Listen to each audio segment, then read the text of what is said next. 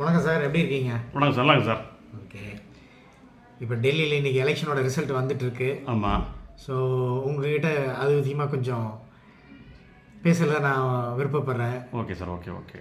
இப்போ டெல்லியில் almost result 50-60% declare ஆகிடுச்சுன்னு நம்புகிறேன். ஆமாம். ஓகே. ஆம் ஆத்மி மாற்றா மெஜாரிட்டியில் வந்துட்டுருக்கீங்க. ஆமாம். இது எதிர்பார்த்த வெற்றி தானே உங்களுக்கு? ஆமாம் சார், நாங்கள் கண்டிப்பாக இதை எதிர்பார்த்தோம். ஏன்னா உங்களுக்கு பாரதிய ஜனதா கட்சியினுடைய 27 வருஷ கனவு ஆக்சுவலாக 93-98 1993 98 வரைக்கும் பிஜேபி ஆட்சி நடந்தது. அதில் முதல் 3 முதலமைச்சர் இருந்தாங்க. அதில் அந்த 5 வருஷத்தில் திரு மதன்லால் குரானா, திரு சங்கர் சிங் வர்மா, திருமதி சுஷ்மா ஸ்வராஜ் 3 இருந்தாங்க. அதில் தொடர்ந்து 98க்கு அப்புறம் காங்கிரஸ் ஆட்சியை பிடிச்சது. காங்கிரஸுடைய முதலமைச்சராக திருமதி தீலா தீட்ச் அந்த அம்மையார் அவங்க கிட்டத்தட்ட 3 டேர்ம் 15 இயர்ஸ் தான் அவங்க ஆட்சி பண்ணாங்க. அதில் அவங்க ஊழல், அப்புறம் அங்கே ஒரு பாலியல், ஒரு கல்லூரி மாணவனுடைய பாலியலில் ஒரு கொலை நடந்ததுனால பெரிய இஷ்யூ ஆச்சு. அப்போது தான் அண்ணா ஹசாரே டெல்லியில் மிகப்பெரிய ஊழலை எதிர்த்து ஆர்ப்பாட்டம் பண்ணார். அப்போ தான் அரவிந்த் கெஜ்ரிவால் அங்கே அவரோட இருந்துட்டு தான் அப்போ தான் இந்த பிரச்சனையெல்லாம் பெருசாகுது. ஸோ அதை எதிர்த்து தான் அரவிந்த் கெஜ்ரிவால் கட்சி ஆரம்பிக்கிறாங்க. அண்ணா ஹசாரேவை ஏமாற்றிட்டு அண்ணா ஹசாரே கட்சி ஆரம்பிக்கணும்னு சொன்னார். பட் இவர் அதையும் மீறி தனியாக ஒரு கட்சி ஆரம்பித்தார். 2013 எலெக்ஷன் வரும்போது காங்கிரஸ் தோக்குது, அரவிந்த் கெஜ்ரிவால் ஜெயிக்கிறார். அப்புறம் பார்த்திங்கன்னா அவரும் 2015 கவுந்துடுறாரு. கவுந்த பிறகு மறுபடியும் எலெக்ஷன் வரும்போது 2வது முறையாக அரவிந்த் கெஜ்ரிவால் ஜெயிக்கிறார். 2015, 2020, இப்போது 25 வரைக்கும் கிட்டத்தட்ட 12 வருஷமாக அவர் ஆட்சி செய்கிறார். காங்கிரஸ் 15 வருஷம், ஆம் ஆத்மி 12 வருஷம்.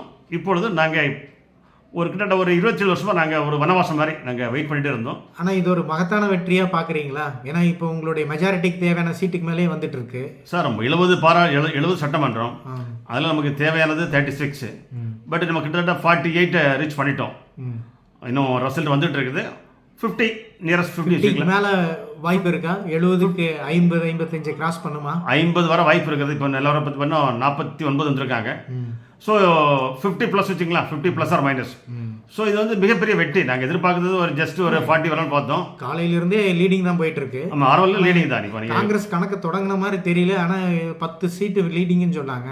இப்போ இல்லை, 8 மணியில் நிலவரத்துப்படி ஆரம்பத்தில் வந்து பிஜேபி லீடிங்கில் இருந்தாங்க. ஒரு ஸ்டேஜ் போகும்போது 40-25 இருந்தாங்க. அப்புறம் 48-22 வந்தாங்க. காங்கிரஸ் அப்போ 1 லீடிங்கில் இருந்து ஃபஸ்ட் டைமில் ஆரம்பம் ஒரு 9-10 மணி வரைக்கும். அப்புறம் அதுவும் போயிடுச்சு. இப்போ 0ல் இருக்காங்க. அவங்க 3rd டைம் 0. ஏன்னா 2015 0, 2020 0, 2025 0. அரவிந்த் கெஜ்ரிவாலே போயிட்டாரு, தலைமையே காணமே. ஆமாம், அரவிந்த் கெஜ்ரிவால் போயிட்டார். அவர் வந்து பெரிய அவர் ஆக்சுவலாக ஊழலை எதிர்த்து அவர் கட்சி ஆரம்பித்தார். காங்கிரஸை எதிர்த்து ஊழல் சேரன் எதிர்த்து ஒரு கட்சி ஆரம்பித்தார். அந்த கோட்பாட்டில் விளையிட்டாங்க அவங்க. பட் அதுலேயே அவர் மாட்டிக்கிட்டார். அவரே மதுபான ஊழலில் மாட்டிக்கிட்டாரு. அவரே ஜெயிலுக்கு போயிட்டாரு. ஜெயிலில் போயிட்டு அவர் வெயிலில் தான் உட்காந்துருக்காரு. ஜாமீனில் தான் உட்காந்து அவர் இருக்கிறாரு. சிசோடியாவும் ஒரே நிலைமை தான். ஆமாம், துணை முதலமைச்சர் சிசோடியா அவரும் தோற்கடிக்கப்பட்டிருக்கிறார். அரவிந்த் கெஜ்ரிவால் ஜாமீனில் இருக்கிறார். அவர் என்ன பார்த்தீங்கன்னா கிடைச்ச அவருடைய ஜட்ஜ்மெண்ட்டே அவர் வின் பண்ணாலும் சிஎம் ஆக முடியாது. ஏன்னா தலைமை செயலகத்துக்கு போகக்கூடாது, நீங்கள் ஃபைலில் கவர்மெண்ட் ஃபைலில் கையெழுத்து போடக்கூடாதுன்னு நீதிமன்றம் அவருக்கு ஒரு தீர்ப்பை வழங்கி தான் அவருக்கு ஜாமீனில் விட்டுருக்காங்க. பட் ஜாமீனில் வந்துட்டு நாங்கள் ஓட்டு போட்டுன்னு கேட்குறாரு. பட் அவர் இப்பொழுது தோற்கடிக்கப்பட்டிருக்கிறார். அதனுடைய துணை முதலமைச்சர் வந்து மணிஷ் சிசோடியாவும் தோற்கடிக்கப்பட்டிருக்காங்க. அவருடைய சக அமைச்சர்கள், சக எம்எல்ஏக்கள் கிட்டத்தட்ட ஆம் ஆத்மியே தோற்கடிக்கப்பட்டிருக்குது. அவங்க இனி என்ன பண்ண போகிறான்னு தெரியும். ஆக்சுவலாக இவங்க இது வரைக்கும் எதிர்கட்சியாக இருந்தது கிடையாது. ஆக்சுவலாக அரவிந்த் கெஜ்ரிவால் குற்றச்சாட்டு சுமத்தப்பட்ட போது அவருக்கு அமலாக்கத்துறை கிட்டத்தட்ட ஒரு 9-10 முறை அவங்களுக்கு சமன் அனுப்பியிருக்காங்க. அந்த சமனை அவரை வாங்க மாட்டேங்கிறார். இப்போ அவர் மேலே குற்றம் இல்லை, அவர் மேலே தப்பு பண்ணல அப்படின்னு அவர் வந்து அமலாக்கத்துறையில் வந்து போய் நேரில் போய் பதில் சொல்லி என் மேலே குற்றம் இல்லை, அது தவறு தான், சட்டத்தை மதிக்கணும்னு ஒரு முதலமைச்சரே சட்டத்தை வந்து தன்னோட இஷ்டத்துக்கு வளையன்னு பார்த்தாரு. வளையல்ல மாட்டிக்கிட்டாரு. அவருடைய அமைச்சர்களும் அவருடைய ஒரு தெளிவு தெரியுது. மக்கள் எதையும் சும்மா இல்லை, வாட்ச் பண்ணுறாங்க. மக்கள் வாட்ச் பண்ணுறாங்க சார். கடந்த 10 ஆண்டுகளாக 12 ஆண்டுகளாக ஆம் ஆத்மி என்ன பண்ணியிருக்காங்க. காங்கிரஸுக்கு ஒரு மாற்றம் ஆம் ஆத்மி பார்த்தாங்க டெல்லி மக்கள். ஆமாம், ஆனால் இப்போ அதுவும் இல்லை. பிஜேபி தவிர நம்மளுக்கு வேற வழி இல்லை. ஏன்னா டபுள் இன்ஜின் வேணும், பிரைம் மினிஸ்டர் மோடியோட திட்டங்கள் வேணும். இப்போது அரவிந்த் பார்த்தீங்கன்னா அங்கே ஆயுஷ்மான் பாரத் அந்த 5 லட்ச ரூபா மருத்துவ காப்பீட்டு இருக்குது. அது டெல்லியில் இம்ப்ளிமெண்ட் பண்ண முடியல. பண்ண மாட்டேன்ட்டார் அரவிந்த் கெஜ்ரிவால், நான் பண்ண மாட்டேன்ட்டார். ஸோ அதுவே அவருடைய திட்டம், மத்திய அரசுடைய திட்டங்களை அவர் அமல்படுத்துவதில் அவருடைய மெத்தனமும் அவருடைய எதிர்ப்பு இருந்தது. அதே மாதிரி தான் தமிழகத்தினுடைய முதலமைச்சரும் செயல்படுறாரு.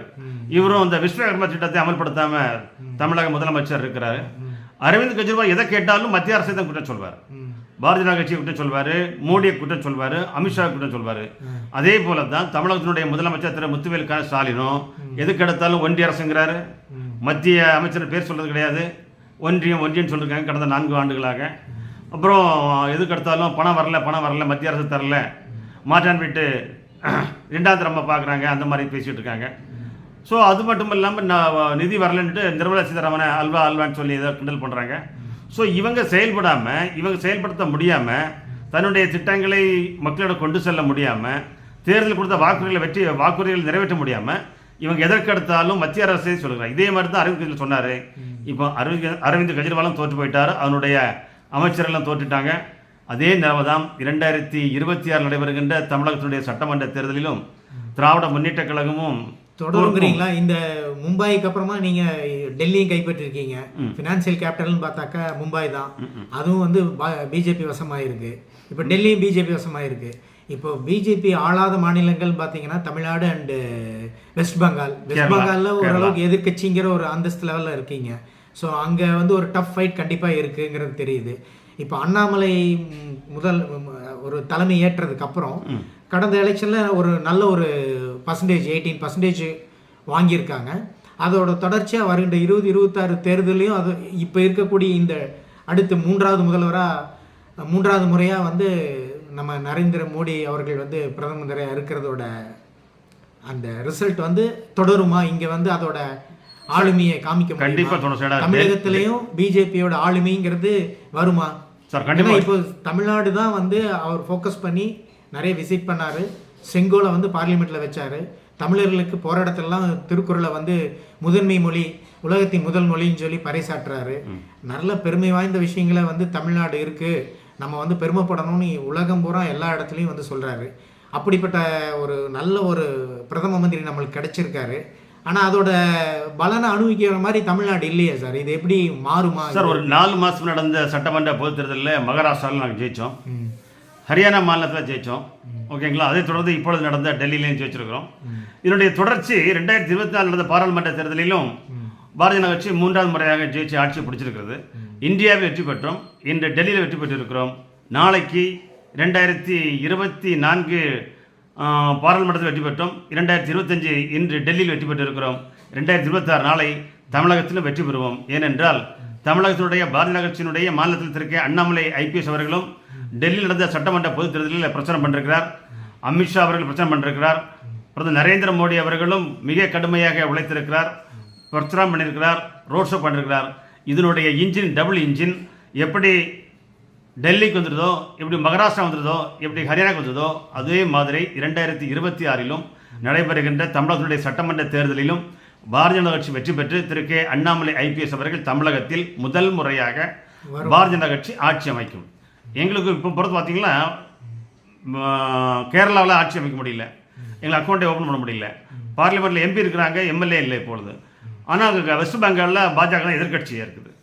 தமிழகத்தில் 4 MLA இருக்கும். இது வந்து 2026 மிகப்பெரிய மாற்றத்தை ஏற்படுத்தும். ஏன்னா அண்ணாமலையுடைய செல்வாக்கு, அவருடைய உழைப்பு, அவருடைய பேச்சு ஏழை எளிய மக்களும் இல்லை, நடுத்தர மக்களும் இல்லை, எல்லா மக்களிடமும், பலதரப்பட்ட மக்களிடமும் அவருடைய பேச்சு, அவருடைய செயல்பாடு, அவருடைய சிந்தனைகள் சென்றிருக்கிறது. ஒரு முன்னாள் IPS அதிகாரி தன்னுடைய வேலையை ராஜினாமா செய்துட்டு வந்தனால அந்த மாற்றம் கண்டிப்பாக தமிழகத்தில் நடைபெறும். இவர் எப்படி அரவிந்த் கெஜ்ரிவால் எல்லாத்துக்கும் மோடி தான் காரணம், மோடி பணம் தரலன்னு சொன்னாரோ, அதே மாதிரி தான் திரு ஸ்டாலின் அவர்களும் பயன்படுத்துகிறாரு. மத்திய அரசு பணம் தரல, மத்திய அரசு எங்களை கவனிக்கல, மத்திய அரசு எங்களுக்கு நிதி ஒதுக்கலன்னு சொல்கிறாங்க. எப்படி அரவிந்த் கெஜ்ரிவால் தோற்கப்பட்டிக்கப்பட்டாரோ மக்களால், அதுபோல் 2026 திராவிட முன்னேற்ற கழகத்தினுடைய ஆட்சி கண்டிப்பாக தமிழகத்தில் தூக்கி எறியப்படும். இவர் செய்கின்ற அந்த திட்டங்கள் எல்லாம் மக்களை சென்றடையவில்லை. இந்த விஸ்வகர்மா இவர் கொண்டு வரவில்லை. டெல்லியில் ஆயுஷ்மான் பாரத் அது கொண்டு வரல, தோத்தாரு. இங்கே தமிழகத்தில் விஸ்வகர்மா கொண்டு வர மாட்டேங்கிறாரு, தடுக்கிறாரு. ஸோ இதனுடைய விளைவு 2026 மக்கள் சரியான பாடத்தை திராவிட முன்னேற்ற கழகத்தினுடைய அரசுக்கும் திரு ஸ்டாலின் அவர்களுக்கும் புகட்டுவார்கள் சார். இந்த 3 வருட காலமாக திராவிட கட்சி, திராவிட மாடல் அப்படின்னு எங்கே போனாலும் முதல்வர் சொல்லிட்டு இருக்காரு. ஆனால் திட்டங்கள் எந்த அளவுக்கு வந்து மக்களுக்கு போய் சேர்ந்துருக்குது, பலன் அடைஞ்சிருக்குது, ரிலீஃப் கிடைச்சிருக்குதா அப்படின்னு பார்த்தா மக்கள்கிட்ட ஒரு சலிப்பு தான் இப்போ வரைக்கும் தெரியுது. இவங்களுடைய ஒரு அடுத்த எலெக்ஷன் வந்து கூட்டணி அப்படிங்கிற ஒரு ஃபோக்கஸில் தான் இருக்கோ தவிர மக்களுடைய நலம் சார்ந்த விஷயங்களில் இவங்களுடைய மந்திரிகளும் சரி முதல்வரும் சரி எந்த அளவுக்கு ரீச் ஆகிருக்காங்க அப்படிங்கிறது உங்களுடைய புரிதல் என்ன சார்? சார், இவங்களுடைய கூட்டணி வச்சுட்டு நாங்கள் கூட்டணி வச்சு 2019 செஞ்சோம், உள்ளாட்சி மன்றத்தில் வெற்றி பெற்றோம், பாராளுமன்றத்தில் வெற்றி பெற்றோம், 2021 வெற்றி பெற்றோம், நடந்த இடத்தில் வெற்றி பெற்றோம் என்று சொல்லிவிட்டு இவங்க தன்னுடைய கட்சியை பலப்படுத்திட்டு தான் இருக்காங்க தவிர மக்களுக்கு ஒன்றுமே செய்யலை. மக்களுக்கு என்ன சொன்னாங்க, மாதம் மின் கணக்கு சொன்னால் எடுக்கல, சிலிண்டருக்கு 100 ரூபா குறைப்பேன்னு சொன்னாங்க, குறைக்கல. பெட்ரோல் டீசல் 7 ரூபா 4 ரூபா குறைப்பேன்னு சொன்னாங்க, குறைக்கல. அதுக்கு மாறாக மின் கட்டணத்தை உயர்த்திட்டாங்க, சொத்து வரியை ஏற்றிட்டாங்க, குடிநீர் வரியை ஏற்றிட்டாங்க, பத்திரப்பதிவை ஏற்றிட்டாங்க, அடிமட்ட விலைவாசிகள் நம்முடைய உணவுப் பொருட்கள் ஏற்றிட்டாங்க, ஜல்லி மண் கம்பி எல்லாம் விலை ஏற்றிட்டாங்க, எல்லா பொருளும் விலை ஏற்றிட்டாங்க. இந்த திராவிட முன்னேற்ற கழக அரசு மக்களுக்கு, இந்த ஏழை எளிய மக்களுக்கு, செல்வம் மக்களுக்கு 1000 ரூபா தரேன்னு சொல்கிறாங்க, பெண்களுக்கு 1000 ரூபா தரேன்னு சொல்லிட்டு ஒரு 2 வருஷத்துக்கு அப்புறம் தான் கொடுக்க ஆரம்பித்தார். அதுலேயும் எல்லா மக்களுக்கும் போய் சேரல. இது வந்து ஒரு ஏமாற்று வேலை. மக்களை திசை திருப்பதற்கும் இல்லை பெண்களை திசை திருப்பதற்கும் அல்லது கல்லூரி மாணவர்களை ஏமாற்றுவதற்குள்ள பயன்படுத்துகிட்டு தான் இந்த 1000 ரூபா திட்டம். அந்த 1000 ரூபா திட்டத்தை வைத்து இவர்கள் ஜெயித்து விடலாம் என்று நம்புகிறார்கள். இவர்கள் இப்பொழுது அந்த பணத்தை கொடுத்து விட்டு சம்பளம் கொடுப்பதற்கு பணம் இல்லை என்று சொல்லிக் கொண்டிருக்கிறார்கள். அரசுடைய கஜானா காலியாகிவிட்டது. அரசு வந்து பல லட்சம் கோடியில் கடலில் உட்கார்ந்து கொண்டிருக்கிறது. இதுக்கெல்லாம் யார் காரணம்? இந்த திராவிட முன்னேற்றத்தினுடைய செயலற்ற திறன். எப்படி அரசை செயல்படுத்த வேண்டும், எப்படி ஆட்சி செய்ய வேண்டும் என்று தெரியாத காரணத்தால் இன்று தமிழகம் மிகப்பெரிய கடனான மாநிலமாக, இந்தியாவிலேயே மிகப்பெரிய கடனை பெற்றுக்கின்ற மாநிலமாக இதுன்னா தமிழ்நாடு. இதுக்கு யார் காரணம்? நம்முடைய தமிழகத்தினுடைய முதலமைச்சர் முத்துவேல் கருணாநிதி காரணம். கடந்த 4 ஆண்டுகளாக அவருடைய செய்த தேர்தல் வாக்குறுதிகளை நிறைவேற்றவில்லை. அதனுடைய மக்களோட அதுக்காக மிகப்பெரிய கோபத்தில் இருந்து கொண்டிருக்கிறார்கள். இப்பொழுது பெரியார் மேட்டர் போயிட்டு இருக்கிறாரு. பெரியார் திராவிட மாடலுங்கிறாங்க. இப்போ திராவிட மாடலே இப்பொழுது சொதப்பிடிச்சு இனி வருங்காலத்தில் இன்னும் 1.5 வருஷம் இருக்கிறது, 1.5 வருஷம் இருக்கிறது. அதுக்குள் திராவிட முன்னேற்ற கழகம் தப்பிக்குமா என்றால் வாய்ப்பே இல்லை. டெல்லியில் இப்போ வெற்றியை நோக்கி போயிட்டு இருக்கீங்க. 70க்கு 50 வந்துரும்னு சொல்லிட்டீங்க. அது பாருங்க இப்போ யதார்த்தமாகவும் இருக்கு. எப்படி இருந்தாலும் மெஜாரிட்டிக்கு மேலே வந்தாச்சு. இப்போ எதிர்கட்சியிலும் சொற்பமான இடங்களில் தான் வெற்றி பெற்றிருக்காங்க. இந்த காங்கிரஸ் ஆம் ஆத்மி வந்தால் கூட எதிர்கட்சிங்கிறது ஒரு பெரிய அளவில் இல்லை. அவங்களுக்குள்ளேயே ஒரு மும்முனை போட்டின்னு போகும்போது எந்த அளவுக்கு காங்கிரஸ் ஜீரோ ஆயிடுச்சு. என்ன கேட்குறேன்னா, இப்போ இந்த கடந்த தேர்தலில் உங்களுடைய செயல்பாடுகள் பிஜேபி வந்து எதை நோக்கி மக்களை போய் ரீச் பண்ணாங்க அப்படிங்கும்போத இப்போ தமிழர் பக்கத்தில் தமிழகத்திலிருந்து திரு அண்ணாமலை மற்றும் உங்களுடைய சகாக்கள் நிறைய பேர் அங்கே போய் எலெக்ஷனுக்காக பண்ணியிருக்காங்க. அப்போ தமிழ் மக்களை பார்த்த போது தமிழ் மக்கள் அங்கே இருக்கக்கூடிய கணிசமான ஓட்டு எல்லா பிரதேசங்களும் கிட்டத்தட்ட ஒரு 27 கான்ஸ்டிடியூஷனில் மக்களுடைய சதவீதம் கணிசமாக இருக்குது தமிழர்களோட. அவங்க எல்லாருமே சொன்னது மோடியோட ஆட்சி நல்லா இருக்குது, நாங்கள் மோடிக்கு தான் போட போகிறோம் அப்படின்னு. இன்றைக்கி கூட ஒரு இப்ராஹிம் சாரோட ஒரு வீடியோ பார்த்தேன். அதில் வந்து அவர் சொல்லியிருக்காரு, அங்கே அங்கே இருக்கக்கூடிய டெல்லியோட தலைமை இமாமே வந்து நான் பிஜேபிக்கு தான் போட்டேன்னு சொல்லியிருக்காங்க. ஸோ இது வந்து இந்துத்துவாவை கடைப்பிடிக்கக்கூடிய கட்சி பிஜேபின்னு சொல்லும்போது அது வளர்ச்சியை நோக்கி மக்கள் போடுறாங்களா அப்படிங்கிற ஒரு கொஸ்டின் வருது இல்லை. இப்போ தமிழகத்தில் திராவிட கட்சிகள் சொல்கிறது இவங்க தான் வந்து ஒரு சமத்துவத்துக்கான கட்சி அப்படின்னு சொல்லிட்டு இருக்காங்க. பட் அதையும் தாண்டி பிஜேபியில் இங்கே காட்டிலும் அதிகமான முஸ்லீம்களும் அதர் கம்யூனிட்டியும் வாழக்கூடிய தலைமையிடத்திலேயே மாற்றம் ஏற்பட்டிருக்கு. ஸோ அதோட எதிர்விளைப்பாக தமிழகத்தில் அதாவது குறைந்தபட்சமாக இருக்கக்கூடிய Muslims and Christians and other கம்யூனிட்டிகள் வந்து பிஜேபி எப்படி பார்க்குறாங்க, அவங்க வந்து உங்களுக்கு ஒரு நம்பகத்தன்மையான ஒரு கட்சியாக பார்க்க வாய்ப்பு இருக்கா வளர்ச்சி நோக்கின்னு வரும்போது? சார், மக்களுக்கு முதல்ல மதம் எல்லாம் 2வது பட்சம் தான், ஓகேங்களா? ஜாதி மதம் எல்லாம் 2வது பட்சம் தான். மக்களுக்கு நல்லதொரு ஆட்சி வேணும். அவர்கள் தங்குவதற்கும் வாழ்வதற்கும் உறங்குவதற்கும் சரியான இடம் வேண்டும். அது எதுன்னா பாரதிய ஜனதா கட்சி கொடுத்துட்டு இருக்குது. கடந்த 11 ஆண்டுகளாக பிரைம் மினிஸ்டர் ஒரு திட்டம் கொடுக்குறாருன்னா அது கிறிஸ்தவர்களுக்கு, இது முஸ்லீம்களுக்கு, இது இந்துக்களுக்கு கொடுக்கறதில்ல. ஒரு திட்டம் என்பது 140 கோடி மக்களும் பலன் பெற வேண்டும், பயன் பெற வேண்டும், அதனால் அவர்கள் வளர்ச்சி அடைய வேண்டும் என்று தான் ஒவ்வொரு திட்டத்தையும் கொடுக்கிறார். அதை பேஸ் பண்ணி தான் மக்களும் அவர்களுக்கு வாக்களித்திருக்கின்றனர். ஆனால் இங்கே திராவிட முன்னேற்ற கழகம் தமிழ்நாட்டில் என்ன சொல்கிறாங்கன்னா, ஒரு மதவாத கட்சின்னு நாங்கள் சொல்கிறோம், பாரதிய ஜனதா கட்சி சொல்கிறாங்க. அது மட்டும் இல்லாமல் இது கிறிஸ்தவர்களுக்கு எதிரான கட்சி, இஸ்லாமியர்கள் எதிரான கட்சின்னு சொல்கிறாங்க. அந்த மாதிரிலாம் கிடையாது. டெல்லியில் பார்த்தீங்கன்னா நீங்களே சொன்னீங்க, டெல்லியில் அந்த இமாம்லாம் அவங்க எல்லாம் அந்த முஸ்லீம் சகோதரர்கள்லாம் தாமரை வாக்களிச்சிருக்காங்க. பிஜேபியினுடைய எம்எல்ஏகளுக்கெல்லாம் ஓட்டு போட்டு ஜெயிக்க வச்சுருக்காங்க. ஏன்?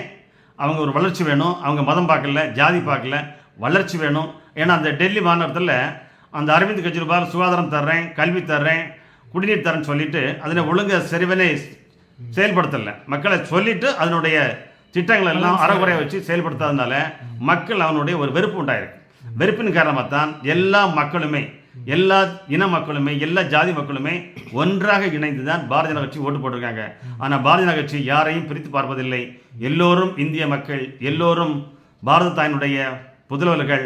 140 கோடி மக்களுடைய ஒரே பிரதமராக, ஒரே தலைவராக, உன்னத தலைவராக திரு நரேந்திர மோடி இருக்கிறார். அவர் மதம் பார்ப்பதில்லை, ஜாதி பார்ப்பதில்லை, மொழி பார்ப்பதில்லை. ஒரு திட்டம் கொண்டு வேண்டுமென்றால் எல்லோருக்கும் செயல்படுகின்ற மாதிரி தான் கொண்டு வருகிறார். ஆனால் எதிர்கட்சிகள், கூட்டணி கட்சிகளுக்குலாம் இண்டி கொண்டு இருக்காங்கல்ல, அவங்களும் நம்முடைய திராவிட முன்னேற்ற கழகம் தான் பாரதிய ஜனதா கட்சி இப்படி திசை திருப்புகிறார்கள் தவிர மக்கள் நேர்மையாக பாரதிய ஜனதா கட்சி பக்கம் வந்து கொண்டு இருக்கிறார்கள். தாமரை வாக்களித்து கொண்டு இருக்கிறார்கள். பாம்பேலையும் ஓட்டு போட்டாங்க, காஷ்மீர்லேயும் ஓட்டு போட்டாங்க, டெல்லியிலையும் ஓட்டு போட்டிருக்காங்க. நாளை சென்னையிலும் ஓட்டு போட போகிறாங்க. தமிழ்நாட்டிலையும் கிறிஸ்தவர்களும் இஸ்லாமியர்களும் பாரதிய ஜனதா கட்சிக்கு ஓட்டு போட போகிறாங்க. 2026 பாரதிய ஜனதா கட்சி தமிழகத்தில் முதல் முறையாக ஆட்சி அமைக்கும் சார். நன்றி சார். உங்களுடைய இந்த ஒரு காணொலிக்கு வாய்ப்பளித்தமைக்கு.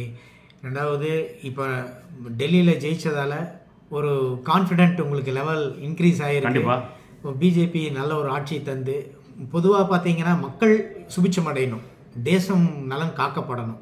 அதுதான் நம்மளுடைய முக்கியமான நோக்கமாக இருக்கணும். தவிர்த்து தனிப்பட்ட ஒரு மனிதனுக்கானதல்ல தேசம். தேசம் என்பது அனைவருக்குமானது. அந்த வகையில் மோடி சிறப்பாக செயல்பட்டு இருக்கிறாரு. அது எல்லாரும் ஒத்துக்கிறாங்க. தமிழக மக்களும் ஏற்றுக்க காலம் வரும்னு சொல்கிறீங்க. நம்பிக்கையோடு இருப்போம். வரும் சார். டபுள் இன்ஜின் சென்னை டெல்லியில் மோடி இருக்கிறார், தமிழகத்தில் அண்ணாமலை இருக்கிறார். 2 இன்ஜினும் ஜாயிண்ட் ஆகும். 2 இன்ஜினும் இணைந்து வேலை பார்க்கும்போது, 2 இணைந்து தண்டவாளத்தில் சொல்லும்போது, சென்னை முதல் கன்னியாகுமரி வரை எல்லா மாவட்டத்திற்கும் எல்லா வளர்ச்சியும் எல்லாம் கொடுக்கின்ற அரசாக வருங்காலத்தில் பாரதிய ஜனதா கட்சி தமிழகத்திலும் இருக்கும் சார். ஓகே, நன்றி சார். நன்றி சார். தேங்க்யூ.